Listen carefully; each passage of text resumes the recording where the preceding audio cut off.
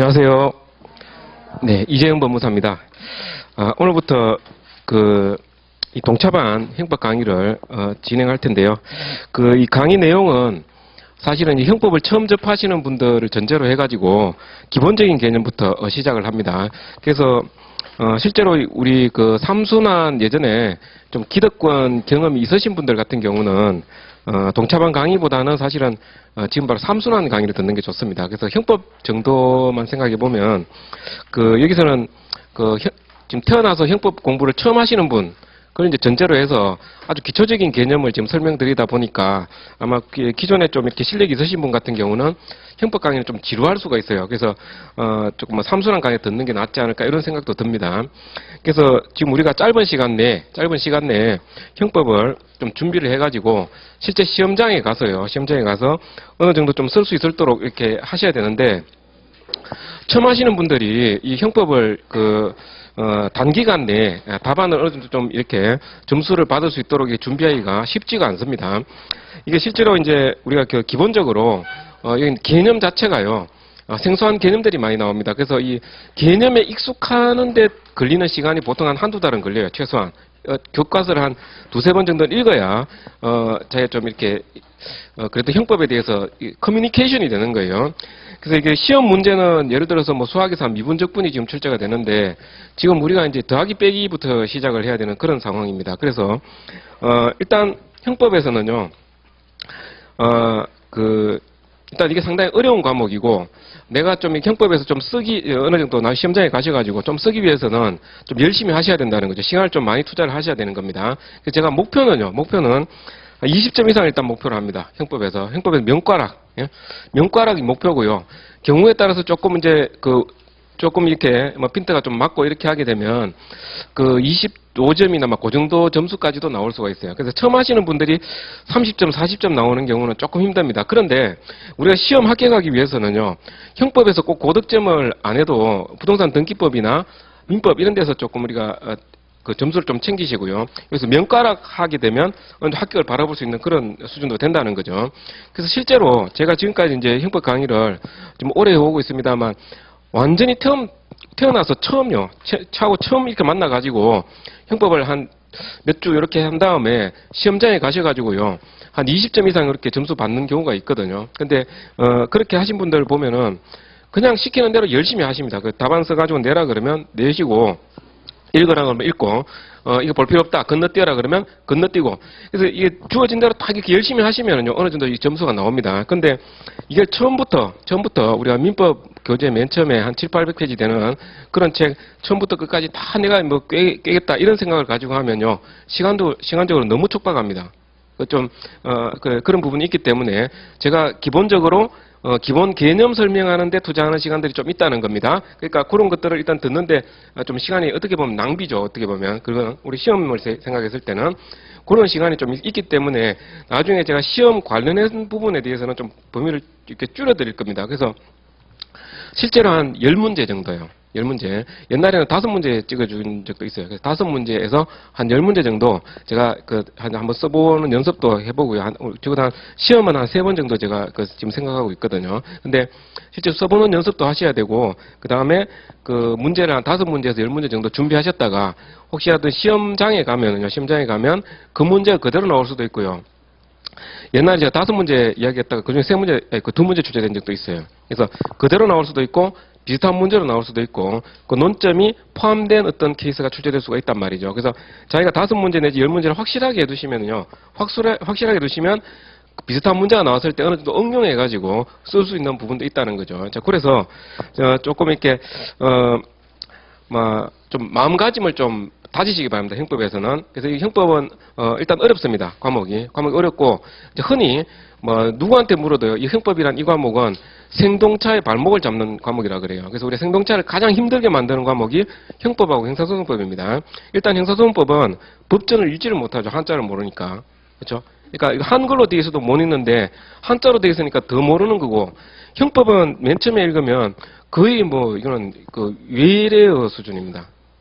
자꾸 대화가 안 돼요. 대화. 일단 기본적으로 대화가 될 수 있는 정도의 어떤 용어 정리는 돼야 되거든요. 이게 좀 시간이 걸린다는 거죠. 그래서 이건 일단 우리가 시간을 처음 하시는 분들 같은 경우는 시간을 좀 투자를 하셔야 된다. 그걸 좀 말씀을 드리고요. 그리고 제 형법 교재가 지금 개정판이 나오는데 이게 좀 두껍습니다. 기존의 그 책보다. 근데 여기에서 기존에 이제 그 판례보다도 뭐 우리가 초심자들이 읽어가지고 좀 이해되기 좋은 이런 파일도 좀 더 추가가 돼 있고 법원 공무원 교재를 참조해가지고 조금 뭐 내용을 보강을 했는데요. 실제로 이거 다 안 보셔도 돼요. 우리가 지금 동차반을 기준으로 해서 제가 생각을 해보면 실제로 요 중에 한 3분의 1만 보면 돼요. 3분의 1. 그래서 제가 안 봐도 되는 부분은 제껴드리겠습니다. 근데 그러니까 한 3분의 1만 봐도요. 실제로 우리가 봐야 될 부분은 한 3분의 1 정도고 그 다음에 시험 준비하는 부분은 그 중에 다시 한 3분의 1 정도. 그러니까 한 5문제 내지 10문제 정도라고 생각하셔야 됩니다. 근데 그것도 쉽지가 않아요. 형법은 그만큼 좀 이렇게 좀 어려운 부분이 있습니다. 초심자들이 접근하기에는 좀 어려운 부분들이 있다는 걸 항상 염두에 두시고 공부를 하셔야 되겠습니다. 일단 전체적으로 보면은요. 자, 형법은 총론 부분이 있고 강론 부분이 있어요. 총론 부분이 있고 강론 부분이 있습니다. 총론이 있고 강론이 있습니다. 우리가 형법이라고 하면은 범죄와 그에 대한 어떤 법률 효과로서 형벌이나 어떤 보안 처분에 관한 내용을 정하는 법 이렇게 정의를 하게 됩니다. 그래서 범죄가 있고요. 범죄가 있고 이 범죄에 대해서 그 효과로서 어떤 형벌을 가하게 됩니다. 형벌을 가하는 문제. 이게 이제 우리가 형법의 내용이 되는 겁니다. 그래서 형법의 내용하게 되면 크게 보면 범죄론과 형벌론 이렇게 나뉩니다. 범죄론과 형벌론. 그리고 이 강론에 보면은 우리 범죄들 있죠. 범죄들을 하나하나 1, 2, 3, 4, 5, 6, 7, 8, 90 이런 식으로 순서대로 주르륵 나열이 돼 있어요. 나열이 되어 있습니다. 그러니까 우리가 흔히 아는 살인죄부터 시작해가지고요. 뭐 상해죄, 폭행죄, 절도죄, 강도죄, 사기죄 각각의 어떤 범죄들이지 않습니까? 범죄들을 순서대로 주르륵 나열이 되어 있고요. 이 범죄들이 성립하기 위해서는 어떠한 요건을 필요한가 이런 것들이 이제 설명이 되어 있는 겁니다. 근데 이 범죄들을요. 크게 나누면 세 가지로 나눌 수가 있어요. 그래서 개인적 법익에 관련된 범죄, 그리고 사회적 법익에 관련된 범죄, 그리고 국가적 법익에 관련된 범죄 이렇게 세 가지로 나눌 수가 있습니다. 범죄로 우리가 범죄 행위를 처벌하고자 하는 것은 어떤 법익을 보호하기 위한 건데 이 법익이 개인적 법익이냐 아니면 일반 공공의 이익에 관한 어떤 그런 법익이냐 아니면 국가의 어떤 이익에 관련된 거냐 관해서 이렇게 나눌 수가 있다는 겁니다. 내란죄 같은 거 우리 많이 들어는 보셨죠? 내란죄 같은 거예요. 이건 국가적 법익을 보호하기 위한 범죄고요. 우리가 방화죄 들어는 보셨죠? 불지르는 거요. 자, 이런 범죄들은 공공의 이익에 관한 어떤 범죄입니다. 살인죄는요, 사람의 생명을 어떤 침해하는 그런 범죄잖아요. 그럼 이런 범죄들은 개인적 법익에 관련된 범죄로 이렇게 분류가 됩니다. 이 각각의 범죄들이 이렇게 뭐 숫자상으로 따지면 굉장히 많습니다만 요중에 이제 시험 문제 잘 출제되는 범죄들이 있고 출제되지 않는 범죄들이 있단 말이죠. 그래서 그런 걸 우리 가려가지고 강약을 조절해서 우리 공부를 하셔야 됩니다. 근데 총론 부분에서는 이러한 범죄들을 갖다가 이제 그 공통 분모를 갖다 끄집어내는 거죠. 공통 분모를 끄집어내는 겁니다. 그래서 총론 부분은 이 범죄 전체적인 어떤 범죄 성립 요건에 관한 이 범죄론에 관한 부분이 있고요. 그다음에 이에 대한 어떻게 형벌을 가할 것인가 하는 형벌론에 관한 부분이 있습니다. 자, 우리 법무사 시험은요. 기본적으로 이 형벌론 부분은 출제가 안 됩니다. 형벌론 부분은요.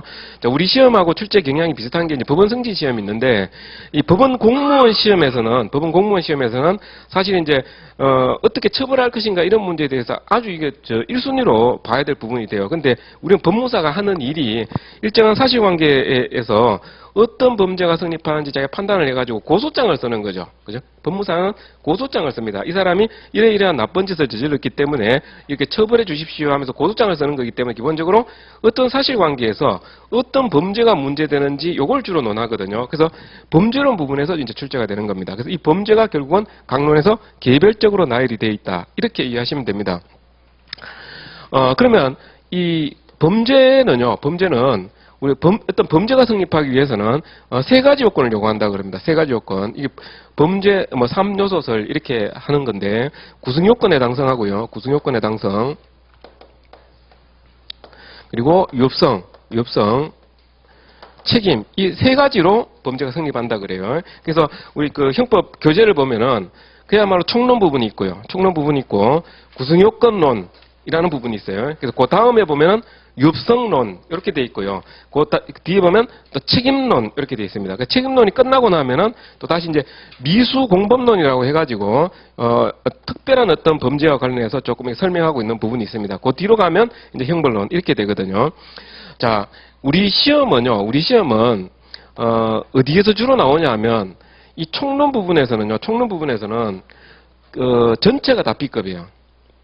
그러니까 이 중에서는 몇 개 논점을 제외하고는 총론 논점은 우리 시험에 거의 출제가 안 됩니다. 그러니까 출제된다 하더라도 아주 작은 논점은 나와요. 그래서 우리가 도박을 하려고 그러면 이거 다 제껴버려도 되긴 되는데 사실은 이 총론의 어떤 틀이 있어야만 이 강론의 어떤 각각의 범죄를 설명할 수 있게 되거든요. 그래서 어느 정도는 이걸 좀 다져주고 예상 문제를 여기서 찍는다 하더라도 어느 정도는 기본 개념을 알고 있어야만 이쪽으로 넘어갈 수가 있어요.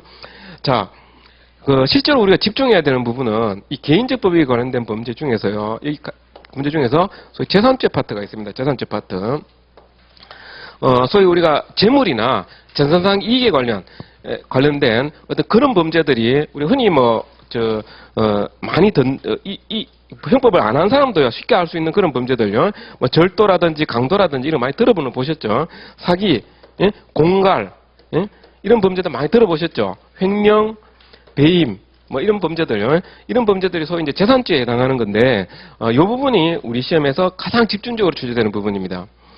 매년 이제 형법을 준비하는 수험생 입장에서, 시험은 이제 소위 말하는 예상 문제를 이렇게 이야기할 때, 항상 이제 주된 관심사가 뭐냐면, 원래 재산죄가 나올 거냐, 안 나올 거냐, 혹시 재산죄 아닌 다른 곳에서 나오진 않을까, 이게 항상 주된 관심사가 되는 거예요. 항상 거의 대부분 재산죄에서 나옵니다. 세 문제 나오면은 그 중에 한 문제는 무조건 이 안에서 나와요. 세 문제 출제된다 그러면 세 문제를 이렇게 세 가지 쟁점을 하나로 묶어서 나온다 그러면 이 안에 무조건 한 문제는 출제된다 이렇게 보시면 돼요. 그래서 원래 이거 나오면 그 다음에 이거 나오고 이런 식으로 계속 돌아가면서 나옵니다. 최근에 이 강도 부분에서 많이 나왔어요. 많이 나와가지고 그걸 제하고 나머지 부분에서 어느 정도 좀 예상할 수 있는 그런 부분도 있습니다. 그래서 이 부분이 좀 집중적으로 봐야 될 부분인데, 자, 형법을 처음 하는 사람한테 이거 바로 들어가면 되느냐? 이렇게 바로 들어가서 이거 범죄 설명하면요 무슨 말인지 하나도 못 알아듣습니다. 그러니까 이게 기본적인 좀 틀이 좀 필요하다는 겁니다. 그래서 오늘 첫 시간이니까 제가 우리 형법을 시작하는 관점에서요 좀 기본적인 개념을 좀 설명을 드려야 될 것 같습니다. 자, 일단 시험 문제는 어떤 식으로 나오냐 하면 좀 시험 관련해서 조금 이제 직접적으로 제가 설명을 드리겠습니다. 시험 문제는요, 형법 시험 문제는 정형화되어 있어요.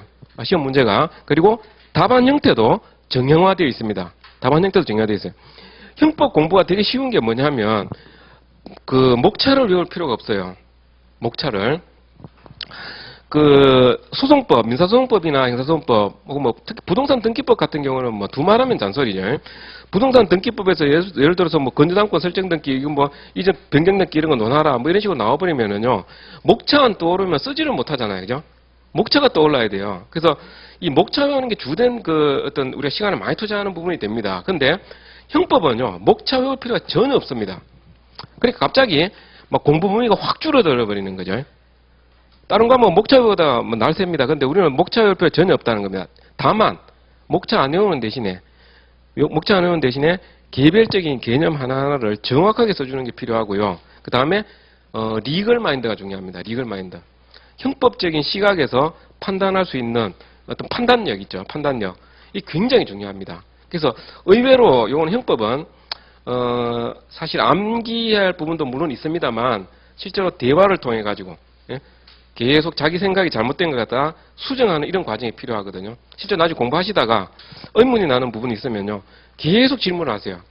계속 질문하시고 옆에서 어떤 고시분이 있으면 계속 질문하셔가지고 대화를 통해 가지고 이 잘못된 부분을 수정해야 됩니다. 그러니까 저한테도 질문하시고 게시판에 올리셔도 되고요. 어떤 때는 질문을 하는 것도 없고 질문 자체에 문제가 있어가지고 질문을 수정해 주기도 합니다. 예? 그렇게 질문하면 이 개념 자체가 이게 안 맞아떨어지는 거기 때문에 질문을 그렇게 하면 안 된다는 거예요. 질문 자체에도 문제가 있을 수가 있어요. 앞뒤가 안 맞는 이야기가 될 수가 있습니다. 그러니까 계속 이 형법은 좀 이렇게 직접적으로 막 달달달 외우는 이런 관점의 과목이 아니고요. 과목이 아니고 한 발자국 뒤로 물러서 가지고 좀 이렇게 사실을 갖다가 좀 객관적으로 관조할 수 있는 이런 능력이 좀 필요해요. 예? 한번 생각해 보세요. 우리 민법이나 다른 과목 같은 경우에 민법을 예를 들어서요. 임대차 계약을 체결했다. 이렇게 하게 되면은요. 그 임대차 계약 체결했다 그러면 임대차 계약이 명백하잖아요. 임대차 계약이 어떤 법적인 효과하게 되면 뭐 임대인은 어떻고 임차인은 어떻고 바로 이제 그 내용이 어느 정도 우리가 딱 추측이 가능하고 그 내용대로 푸시면 되는 겁니다. 이처럼 법률행위를 대상으로 하는 과목은요, 그 법률행위가 딱 정해지면 그 내용, 법적인 효과 부분은 쉽게 우리가 푸는데 아무런 지장이 없어요. 계약 내용에 대해서 뭐 저당권을 설정했다, 뭐 임대차 계약을 체결했다 이런 식으로 이야기가 나와준단 말이죠.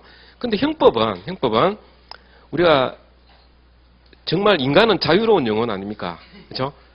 사람의 어떤 자유로운